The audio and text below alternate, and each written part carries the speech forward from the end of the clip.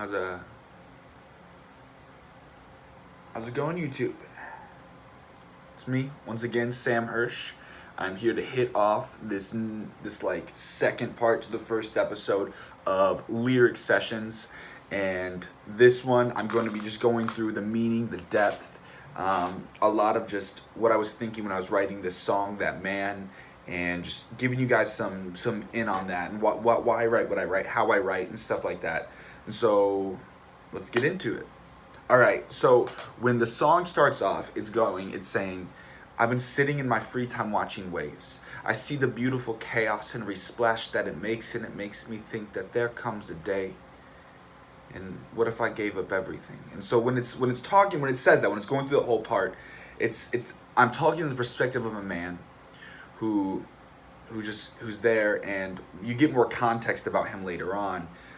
That he's got a family, he's got lots of money, he's got all this stuff, and he he's just going down, and he goes into nature, he goes to look at the water, and while he's looking at the water, he realizes that, you know, there's got to be more. There's got to be more to life than working a nice job, than than just going through your days, making money, giving your family what they want, and all these different things. And so he goes on, he goes, well, what if I gave up everything? And he goes, I'm not talking metaphorically. I'm not saying, guys, what if I gave up all my stuff and just went and did something? No. What if he gave up everything, his ties to it? Not necessarily as his home, his family away, no. But giving it away in the sense of no longer being attached to it. He says, I'm not talking about a metaphor. No, I'm talking about giving my life up for the purpose of worshiping. But as he begins to have this thought that what if he gave up his ties to worldly things, he goes, time out, let me rethink. Because it's not as easy as it seems to give away what we have in this world. And so he rethinks, he goes, time out, let me rethink. Because you see, if I gave up everything, I'd be left with nothing.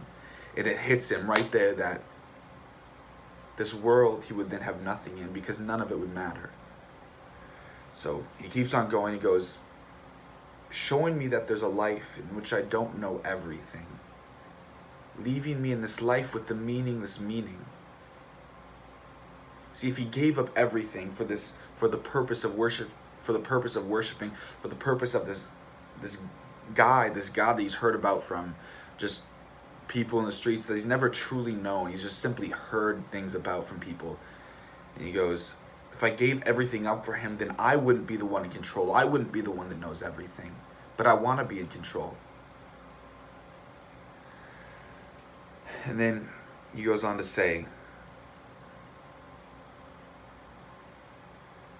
and I know I have a need, but I just don't know what it is that I'm needing. And this is going on to say, he's essentially saying to himself, I know that this guy that the people we're talking about, I have this feeling, I don't doesn't know how to explain it, but I have this need, but I don't know what this need is. It's pretty simply stated in the lyrics. But he goes on to say, in his dreams and visions, just randomly, he consistently sees this vision of a man hung up bleeding, which is Jesus Christ. He goes, and with words all around spelling out, interceding. So what this is, and in this vision he's having, this picture is spelled out with the word interceding repeated over and over and over and over again. This word being placed, painting a picture. Obviously interceding for he doesn't know what he needs. He's broken. He doesn't know where to go. But what Jesus did on the cross was the ultimate intercession for us. A cry out to God saying that they are worth it, right? And so, and he goes, blank for you. Every time at the end of it, it's just, all of a sudden it goes black, blank for you, for him. And then it just stops, and he goes, and he finally decides, he goes, you want to know what? I'm going to go to church. So then he begins to talk about his church experience, saying, yesterday I went to church for the first time. And he's experiencing this worship, and he says, they played these emotional songs with hands raised high, But it was as the song ended that it caught my eye. I saw that symbol that the man in my dreams was dying on. I had questions, but these people in the audience kept crying on. And I'm stressed. If I could explain these emotions, I would call out an SOS. So what he's saying here is he's in this worship experience, and he's these really passionate, emotional songs. Everyone, hands raised, screaming these songs and everything. And he goes, but it wasn't the song, it wasn't the people, the pastor on stage. It was none of these things that changed his life in this moment. But instead, seeing this vision that he's been having about Jesus Christ on the cross, he sees that cross up on the stage, and the dude loses it. Okay, he loses it, and he's like, and he goes on. He says, I started breaking with every drum pound. Another tear falls with every loud sound. I can't do this anymore. And so he's saying that this feeling of having a need but not knowing what it is, it's gone. It has to go right now. I'm done living a needless life. I need to have something that's needing me, and that's God calling him, saying, I need you, I desire you, I want you. And then he goes and he says, and that's when the battle began. And he said, I could hear it in that moment. The enemy saying, get up and leave this place. Get up and leave this. Get up and leave. But another voice saying, God saying, sit down and breathe. I've got plans for you. Let me help you find that need. So God just supernaturally calling out to him, saying, I am that need. I am that need that you desire so desperately. Ignore those taunts of the enemy. This is where you need to be right now. And he says, I got plans for you. Let me help you find. But then he goes, breathe.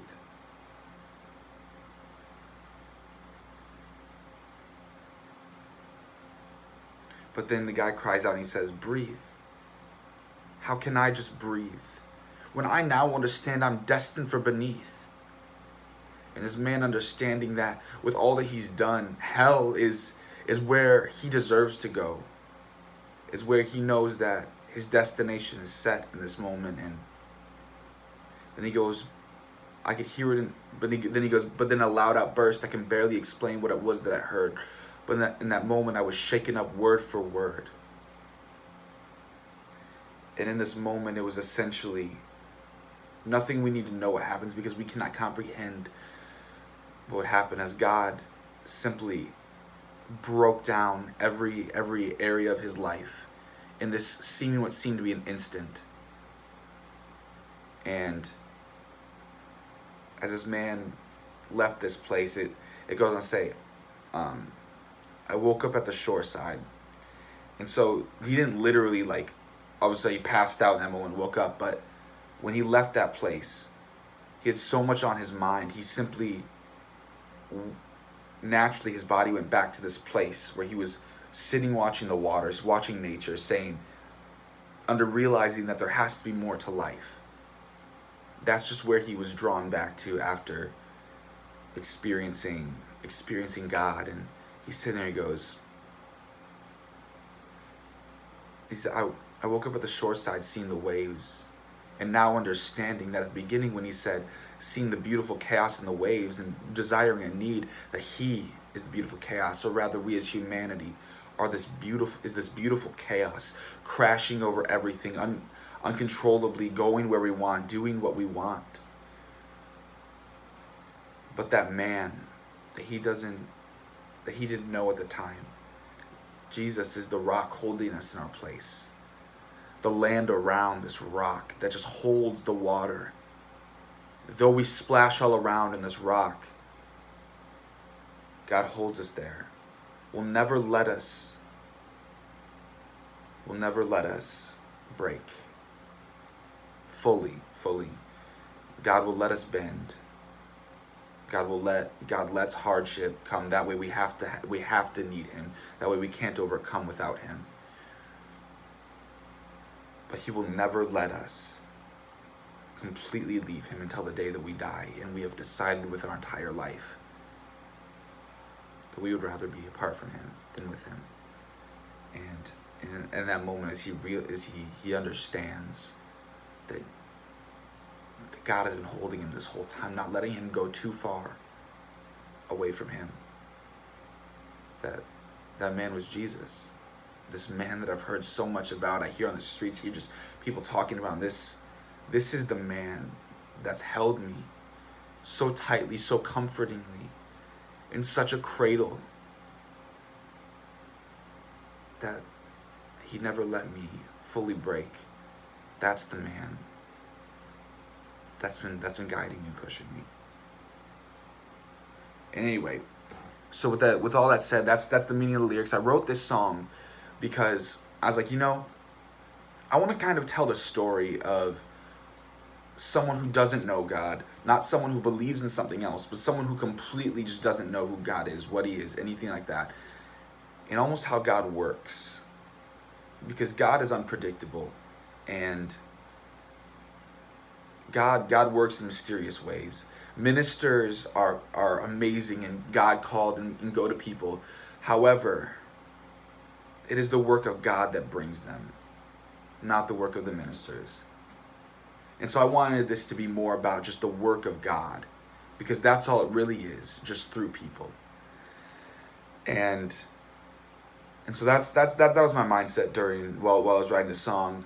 As we get more through these episodes, these lyric sessions, I like to use a lot of metaphors. I'm very metaphor heavy,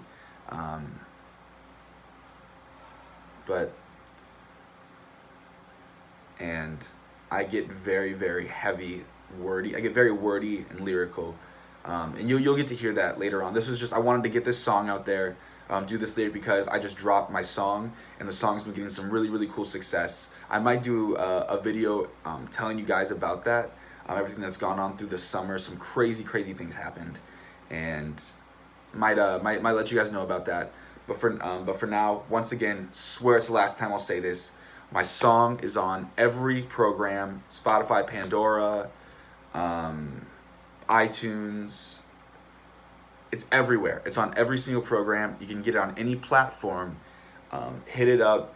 That Man by Remains of a King. Listen to the song. That's what these lyrics are from. And with that, I'll catch you later. Peace out.